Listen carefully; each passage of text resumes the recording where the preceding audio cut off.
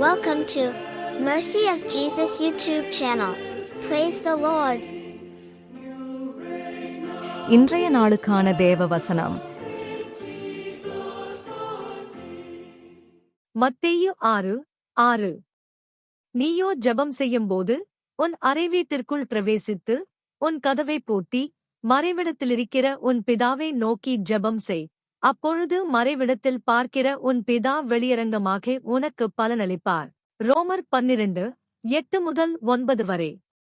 அன்றியும் உன் பகைவன் பசியாக இருந்தால் அவனுக்கு ஆகாரம் கொடு, அவன் தாகமாக இருந்தால் அவனுக்கு ஏதாவது குடிக்கக் கொடு. நீ இப்படிச் செய்வதனால் நெருப்புத் தழலை அவன் தலையின் மேல் குவிப்பாய். உபாகமம் 16:20.